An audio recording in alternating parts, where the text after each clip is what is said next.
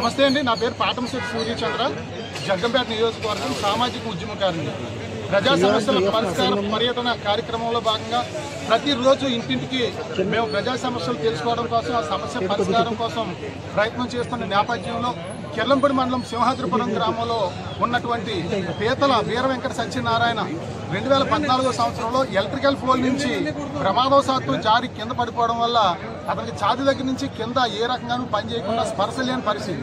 న్యాయం జరగాలని, అతనికి ఆర్థిక సహకారం చేయాలని మరి గత 2017లో అప్పుడు కలెక్టర్ గారు కార్తికేయశ్వరరావు గారిని, తర్వాత 2018-19లో కలెక్టర్ మురళీధర్ రెడ్డి గారిని అందరినీ కూడా కలిసి విన్నవించుకోవడం వల్ల ప్రభుత్వాన్ని నివేదిక పంపించినా సరే అతను న్యాయం జరగలేదు. అప్పటి నుంచి కూడా అతనికి న్యాయం చేయాలని అనేక సార్లు అతను నడవలేని పరిస్థితుల్లో ఉన్నాడు. కాబట్టి అతని తరపున మేము అధికారులకు విజ్ఞప్తి చేయడం జరిగింది. కూటమి ప్రభుత్వం ఎన్నికల మేనిఫెస్టోలో మంచానికే పరిమితమైన వాళ్ళకి తప్పనిసరిగా 15,000 రూపాయలు ఇస్తామని చెప్పేసి మరి కూటమి ప్రభుత్వం గౌరవ ముఖ్యమంత్రి శ్రీ చంద్రబాబు నాయుడు గారు ప్రకటించడం జరిగింది. మరి గెలిచిన వెంటనే నాకు 15,000 రూపాయలు వస్తుందని ఎన్నో ఆశలతో వారు కూటమి ప్రభుత్వాన్ని గెలిపించడం జరిగింది. వీళ్ళు నడవలేని పరిస్థితిలో ఉన్నారని చెప్పి ఓటు వృధా కాకూడదన్న ఉద్దేశంతో ఇంటికి వచ్చి ఓట్లు వేయించుకోవడం జరిగింది. గత 10 నెలల నుంచి కూడా ప్రతి నెల కూడా ఇతను వెహికల్తో ఎదురు చూస్తా ఉన్నాడు. నాకు 15,000 రూపాయలు పెన్షన్ వస్తుంది, ప్రభుత్వం పెన్షన్ ఇస్తా అన్నారు, 15,000 రూపాయలు మాట ఇచ్చారని చెప్పేసి ఎదురు చూస్తున్న పరిస్థితుల్లో ఈ 10 నెలల నుంచి కూడా 15,000 రూపాయలు పెన్షన్ ఇవ్వలేదు. ఇవ్వాలని చెప్పేసి మేము ఈ కిర్లంపూడి మండలం ఎంపీడీఓ ఎంఆర్ఓ ఆఫీసులోని కలెక్టర్ ఆఫీసులో కూడా ఈ 10 నెలల్లోని 4 సార్లు స్పందనలో పెట్టి అక్నాలజ్మెంట్ తీసుకోవడం జరిగింది. అధికారులు వస్తున్నారు, చూస్తున్నారు, వెళ్తున్నారు తప్పించి న్యాయం జరగని పరిస్థితి. 100% వికలాంగత్వం ఉన్నటువంటి ఇతనికి 41% వేయడం జరిగింది. ఎంత దారుణం చూడండి. అసలు కదలలేని పరిస్థితుల్లో ఉన్న వాళ్ళకి మరి ఆ డాక్టర్లు అధికారులు 41% వేయడం జరిగింది.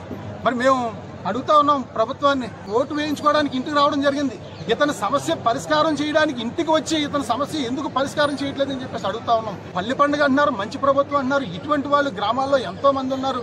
దయచేసి మేము ప్రభుత్వాన్ని అధికారులు కోరుతాము, ఇతను తక్షణం న్యాయం చేయాలి. గత 10 నెలల నుంచి కూడా నెలకు 15,000 రూపాయలు చొప్పున 1,50,000 రూపాయలు బకాయిలతో సహా ప్రభుత్వం చెల్లించాలి. జిల్లా కలెక్టర్ గారిని మేము కోరుతా ఉన్నాం, ప్రజా సమస్యల మీద మీరు పరిష్కారం చేయండి, అధికారులు మీరు రివ్యూ పెట్టండి. 6 సార్లు స్పందనలో పెట్టాం, ప్రజా సమస్యల పరిష్కార వేదికలో పెట్టాం. గత 10 సంవత్సరాల నుంచి అనేక బాధలు పడతా ఉన్నాడు. అతను కారుణ్య మరణానికి కూడా అతను వినతి పత్రం ఇవ్వడం జరిగింది. బ్రతకడానికి దారి లేదని చెప్పేసి వృద్ధ తండ్రి ఏం చేయగలడండి? అతని తల్లి చనిపోయింది. వీరికి ఎవరండి సహాయం చేసేది, ఎవరండి తోడు ఉండేది? వచ్చే నెలలో ఇతనికి పెన్షన్ రాకపోతే ఒక 2 నెలల తర్వాత మళ్ళీ జిల్లా కలెక్టర్ కార్యాలయం వద్దకు అతను తీసుకురావడం జరుగుతుందని చెప్పి తెలియజేస్తా ఉన్నాం.